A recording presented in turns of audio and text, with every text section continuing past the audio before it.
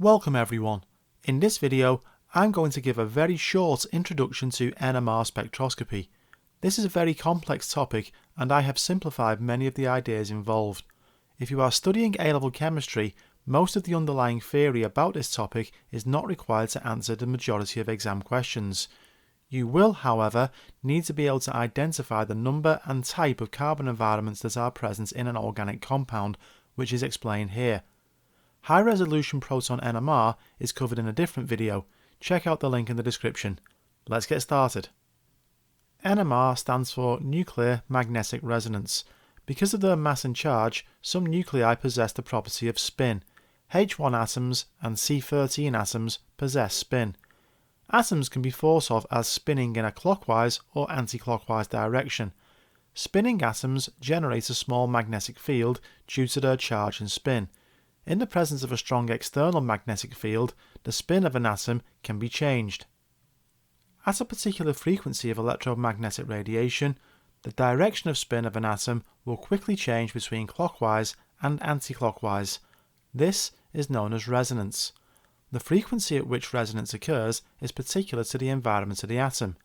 The frequency is measured against a reference value produced by SiCH34, tetramethylsilane, and is referred to as shift, measured in delta/ppm. Carbon-13 analysis gives a response for each different carbon environment.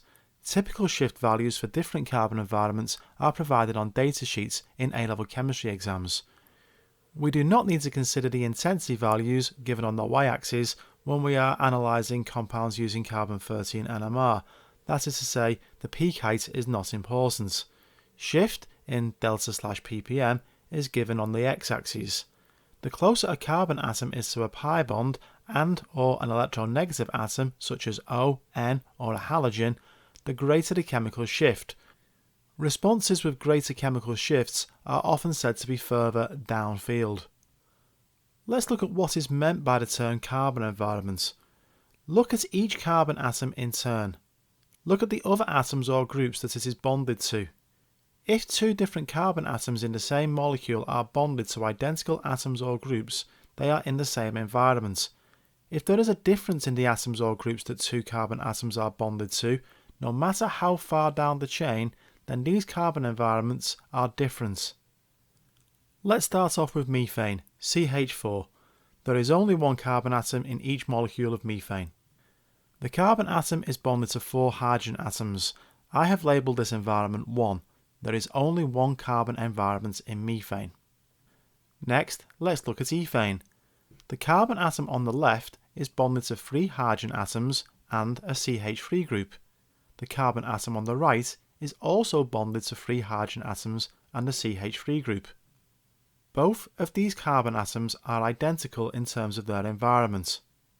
There is only one carbon environment here, labelled with the number 1. Propane next. The carbon environment labelled 1 is bonded to 3 hydrogen atoms and a CH2-CH3 group. The carbon atom in environment 2 is bonded to 2 hydrogen atoms and 2 CH3 groups. There are 2 different carbon environments in propane. Now let's move on to butane.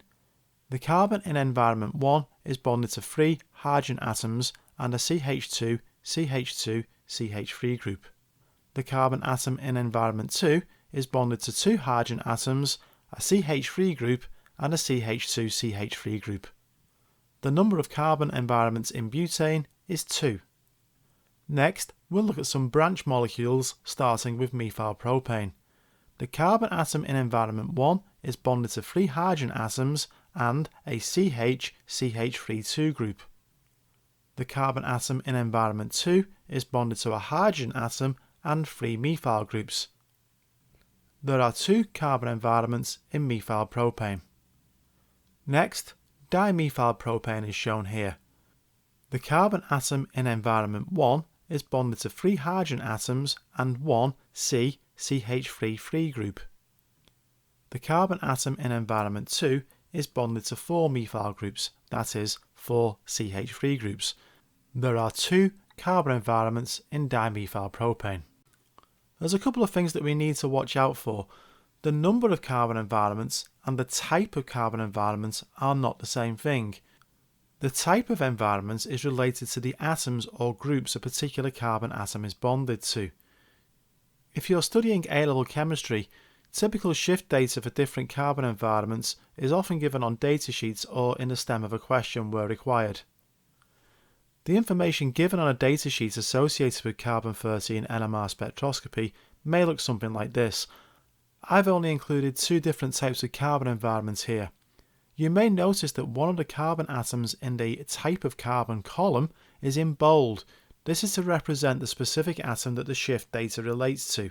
Shift values, once again, are given in units of delta/ppm. I will use this chemical shift data to show what the carbon-13 NMR spectrum, or trace, will look like for 2-chloropropane. First of all, we can see that there are 2 different types of carbon environments here, labelled 1 and 2 in red. A table may be helpful to link the information about shift and environment to the compound that you are dealing with. The carbon environment labelled 1 can be matched to the type of carbon shown in the top row of the table. This type of environment will typically show a shift within the range of 5 to 40 delta/ppm. The carbon atom in environment 2 can be matched to the type of carbon atom shown in the bottom row of the table. The shift of this carbon atom will typically be within the range of 10 to 70 delta/ppm. A representation of the carbon-13 trace for 2-chloropropane is shown on the right. There are 2 responses, one for each carbon environment. The response at 25 delta/ppm is related to the carbon atom labelled in environment 1. The response at 55 delta/ppm is related to the carbon atom in environment 2. There is some overlap in the typical shift values for these environments.